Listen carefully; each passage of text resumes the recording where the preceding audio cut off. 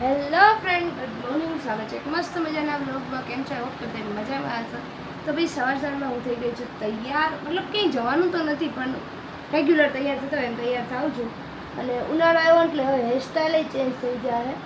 પણ મારે આ લિપ બામ લગાવવાનું ચેન્જ નહીં થાય.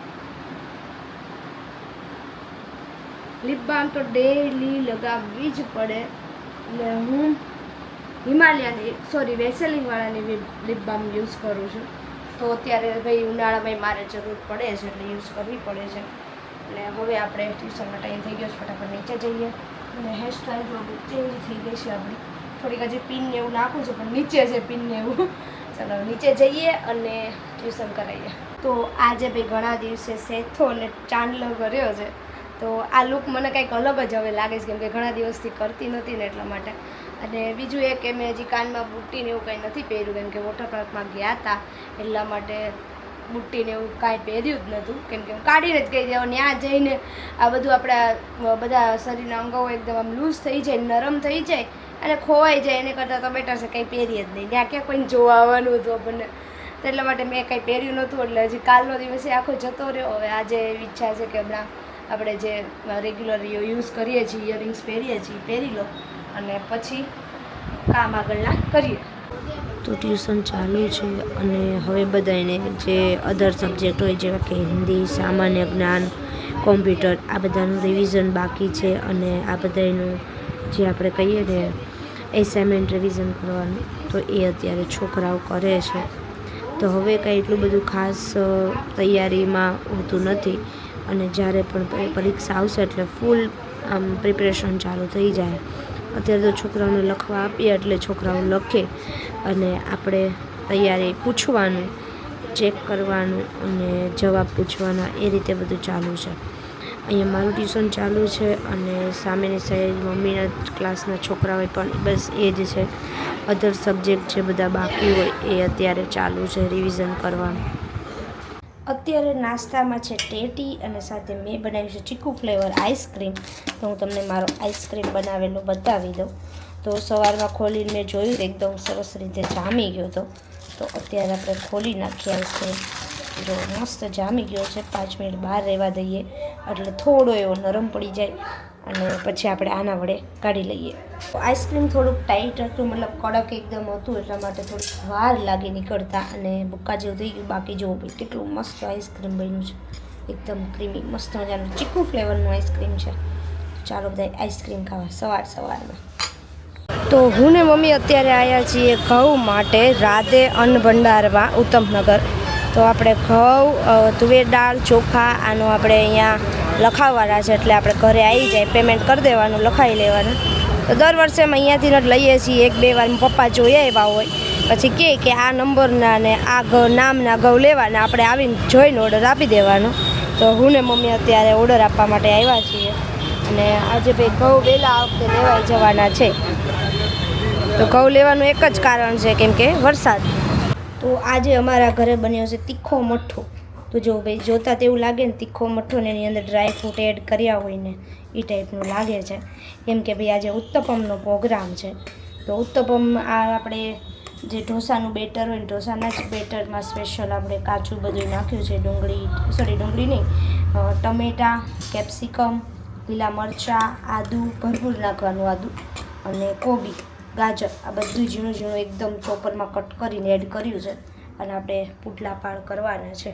તો ચાલો બધા ઉત્તપમ ખાવા. તો જો અમારા ઘરે છે ને KYC થાય છે અને પપ્પાનો ફેસ સ્કેન કરવાનો છે. પપ્પાનો આંખ પટપટાવવાની છે. પણ પપ્પા છે ને કાં તો ઊંચું જોઈએ ને કાં તો નીચે જોઈએ. જો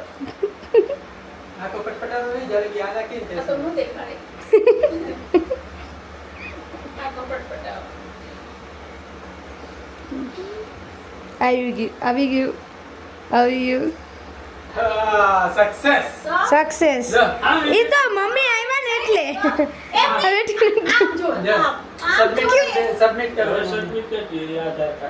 મમ્મી ચશ્મા વગર બેઠા છે. સબમિટ દેખાડું.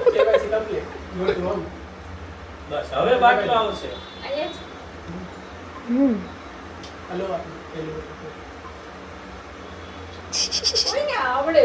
હા તો મમ્મીના હાથમાં ફોન આવ્યો ને એટલે આવડી ગયું બધાને.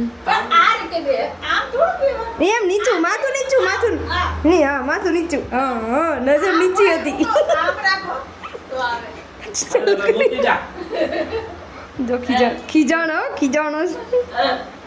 અને રોજ પ્રીતભાઈ બેન એટલે આજે સ્કેન કરાય પ્રીતભાઈ બેઠે તો તરત આવી જતા. હવે ઓટીપી કઈ નહીં આવી. આ લોકો ઉપર નીચે હુવા માટે જો કેવું કરસ. એ કોઈ કેસે પેલા ઈ કો કાંટો કોને કહેવાય ને છાપ કોને? રાજા હાલ ને હા સિંહ વાળું છે ચાર ઈ રાજા કે એ આઈ તો હું ઉપર એમ નહીં હું ઉપર પછી રાજા કાટા તો તું જીતો તાર જ્યાં હોવાનું હોય. બોલ રાજા ને હા કાતે આપણું આછું હું આવ્યું રાજા? હુઈ જાવ ઉપર, હુઈ જાવ. હવે કાયમ આવું કરવાનું કે આજનો દિવસ જ છે? રોજ આવું કરવાનું. રોજ કરવાનું. હુઈ જાવ આજે સેટી ઉપર ઉવાટું ત્યાં બધી રોજ મગજમારી અને મસ્તી ચાલુ કરી રાજો. બે ચાલુ કરીશ બાપ દીકરા બે. આ વર્ષે સિઝનના ઘઉં છે ને 1 મહિનો વહેલા લેવાઈ ગયા છે, કેમ કે ટ્યુશન ને એવું પતે, એક્ઝામ પતે છોકરાને પછી ઘઉં લઈ લઈએ અમે. એની બદલે આ વખતે 1 મહિનો અગાઉ ઘઉં આપણે લઈ લીધા છે. અને જો ભાઈ કામકાજ ચાલુ કરી દીધું, ધીમે કામકાજ ચાલુ કર્યું છે, કેમ કે ખબર છે ભાઈ ટ્યુશન કરવાનું છે હારોહાર, એટલે રોજનું 2-3 બોરી માંડ થવાની છે. કટ્ટા, હા સાચી વાત છે. હા હું આમ બોરી આને કહું પણ બોરી એમ ન કહેવાય. તો અહીંયા જો ભાઈ 2-3 કટ્ટા તો માંડ થશે. અને અમે અત્યારે ભાઈ 2 બોરી લીધી છે ઘઉં. 2 બોરી પૂરી નથી, 180 કિલો છે ને, 180 કિલો જેટલું છે. અને હા 1 ટીપ ભરાઈને એટલા લઈ લીધા છે અને સાફ કરવાનું ચાલુ થઈ ગયું છે.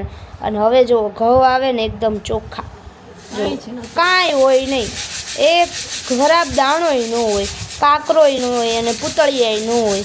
તો પૂતળિયા તો હવે કેટલાય ટાઈમથી આવતા બંધ થઈ જાય. અને અહીંયા જો હાવ ઝીણું એકદમ. હા અંબાલાલના કારણે. આ અંબાલાલ આપણને બધાને છે ને આ રીતે દોડતા કરી દઈશ, બીજું કાંઈ નહીં. અને ભાઈ અત્યારે યુદ્ધ ને એવું ચાલુ છે એટલે થોડીક બધાય વધારે સગવડ કરે. અને આ પેટ્રોલની અફવા ફેલાણી છે ને તો બહુ ખતરનાક ફેલાણી છે. અને હજી અત્યારે ધવલને મેં કીધું ને કે જો કદાચ ટ્રાફિક ન હોય ને તો અત્યારે સવારે ભૂલી લેજો, નકર બાકી જરૂર નથી આપણે.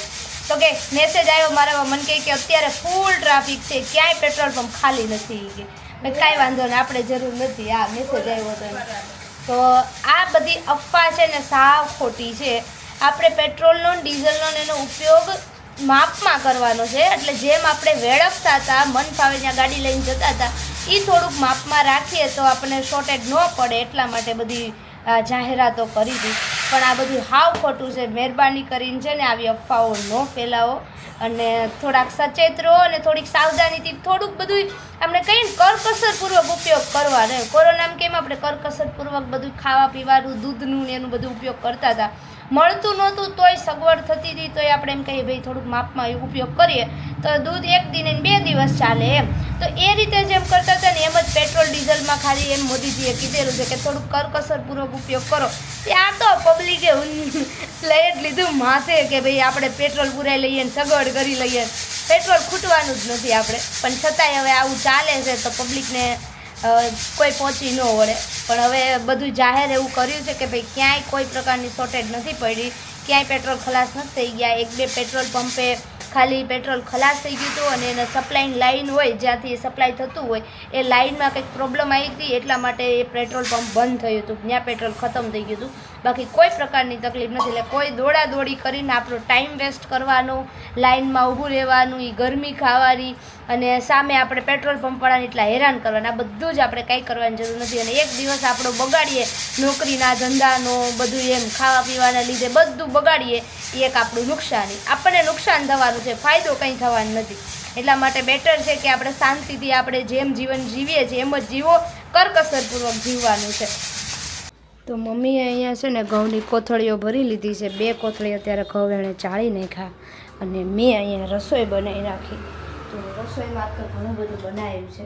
તો જુઓ તમે સૂપ બનાવ્યું છે જે મને તો બહુ ભાવે છે. તો ટમેટાનું સૂપ બન્યું છે, સાથે લાસ્ટ ટાઈમ ખાર્યું બનાવ્યું હતું ને ડુંગળીનું, તો બધાને ભાવ્યું હતું. તો આ વખતે પણ ડુંગળીનું ખાર્યું, ટમેટાનું સૂપ, ભાત છે, રોટલી છે, પાપડ છે, છાશ છે, અને આમાં બે અથાણાની કેરી છે. તો મસાલાવાળી જે અચાર મસાલાની કેરી છે. તો અત્યારે હમણાં પપ્પાની રાહ જોઈએ છીએ. પપ્પા આવે એટલે હમણાં જમવા બેસી જઈએ. હવે તો ભૂખે લાગી છે, પણ સૂપ પીવાની બહુ ઈચ્છા થાય, એટલે ગરમા ગરમ સૂપ પી લઈએ ને એટલે મજા આવી જાય. આજે આપણે અહીંયા પૂરો કરીએ છીએ. મળીએ નેક્સ્ટ વિડીયોમાં. ત્યાં સુધી bye bye, Tata, take care, good night, જય શ્રી કૃષ્ણ.